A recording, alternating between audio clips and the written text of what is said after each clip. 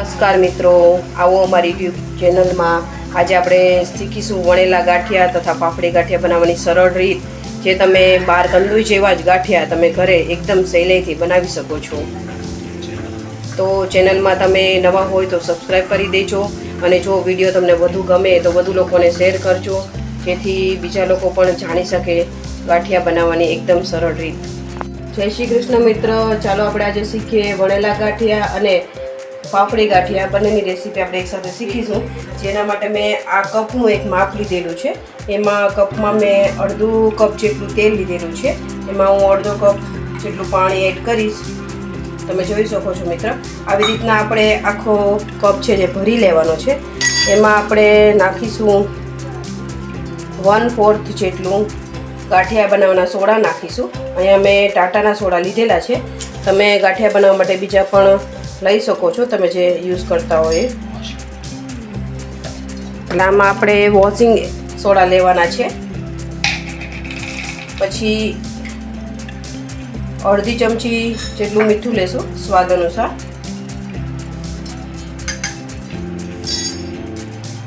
હવે આ જે મિશ્રણ છે એને આપણે આવી રીતના ઠલવી દઈશું.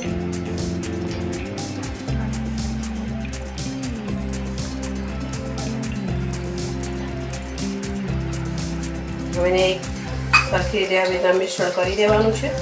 તમે જોઈ શકો છો કે કલર પણ બદલી રહ્યો છે.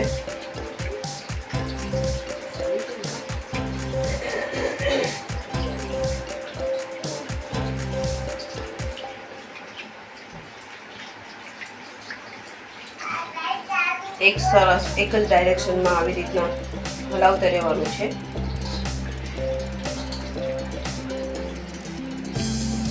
અડધી ચમચી જેટલા આપણે અજમા નાખીશું.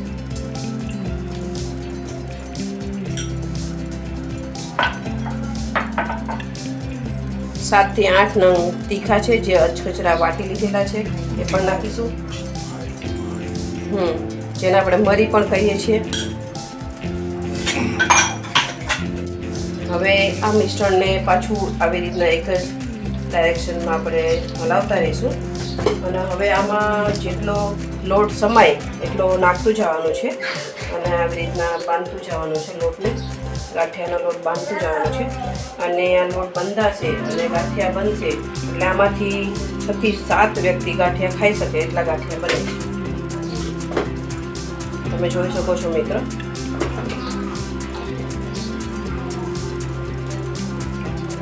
250 થી 300 ગ્રામ જેટલો લોટ આમાં વપરાઈ જાય છે ગાંઠિયામાં.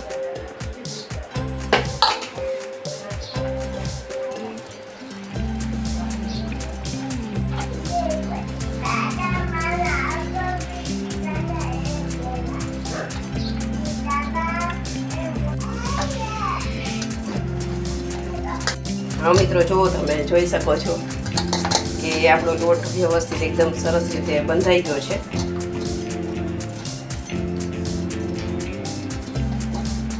આપણે તેલ પણ ગરમ થવા માટે મૂકી દીધું છે.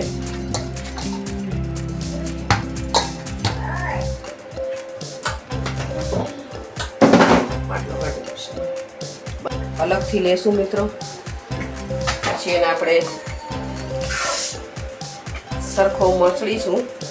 લોટને જેટલો વધારે કૂણવવામાં આવશે એટલો જ ગાંઠિયો આપણો વધારે સફેદ દેખાશે, ગાંઠિયો આપણો ઉજળો બનશે. એટલે તમારે લોટને આવી રીતના મસળતું રહેવાનું છે. તમને હું લોટનો કલર પણ બતાવીશ જે ચેન્જ થયેલો છે.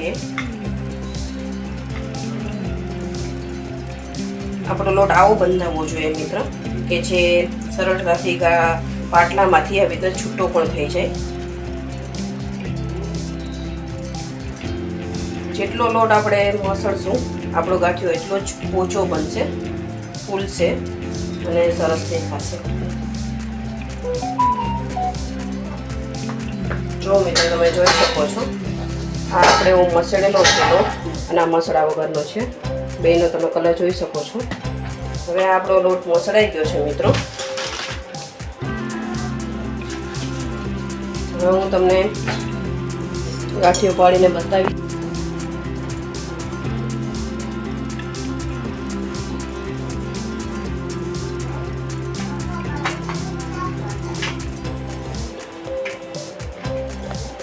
આવી રીતે આપણે હથેળીની મદદથી ગાંઠિયાને વણવાનો છે.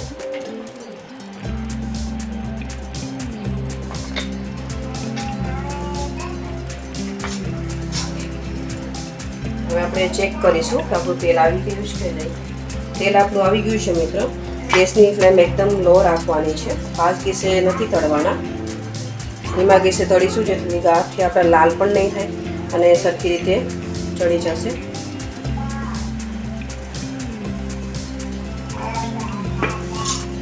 મેઇન વસ્તુ એ છે કે મિત્રો આપણો ગાંઠિયો ફાટવો જોઈએ. તમે જોઈ શકો છો ગાંઠિયા આપણા ગોળ નથી બન્યા, આવી રીતના બનવા જોઈએ.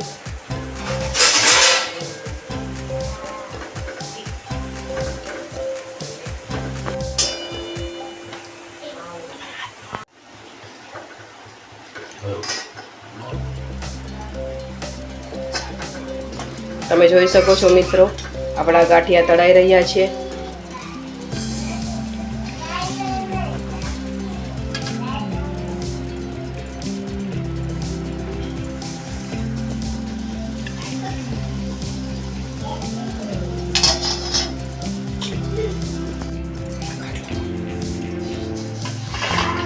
જોઈ શકો છો મિત્રો આપણા ગાંઠિયા બની ગયા છે. હવે આમાં આપણે સરસ મજાની હિંગ છાંટીશું જેથી ગાંઠિયાનો ટેસ્ટ ઓર વધી જાય છે.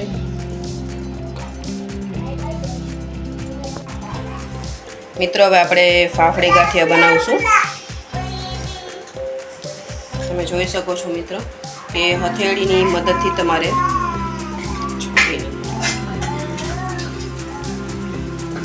જેમ જેમ ફાફડી બનતા જાય તેમ તમારે તેને તળવા માટે નાખવાના છે.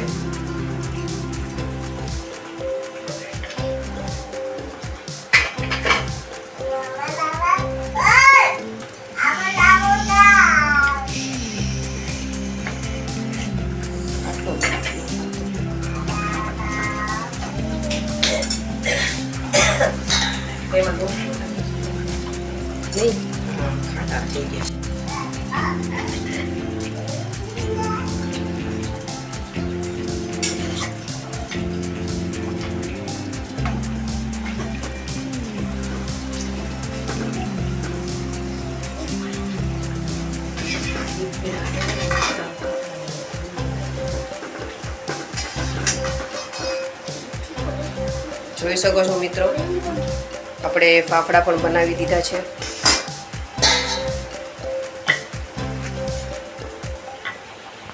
મિત્રો હવે આપણે મરચાં તળીશું. ગાંઠિયા સાથે જો મરચાં ન હોય તો ગાંઠિયાની કોઈ મજા જ નથી મિત્રો. સરસ મજાના આપણે મરચાં તળવા માટે મૂકી દીધા છે. મિત્રો જોઈ શકો છો એકદમ સરસ પોચા પોચા રૂ જેવા સરસ મજાના આપણા ગાંઠિયા બની ગયા છે. જે તમે ખાશો એટલે તમને મોજ જ મોજ છે મિત્રો.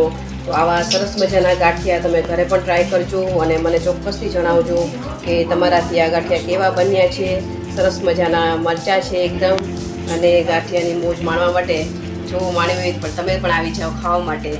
અને આવા જ નવા નવા વિડીયો જોવા માટે અમારી ચેનલને સબસ્ક્રાઈબ કરી દેજો, લાઈક કરી દેજો અને શેર જરૂરથી કરજો. જય શ્રી કૃષ્ણ મિત્રો.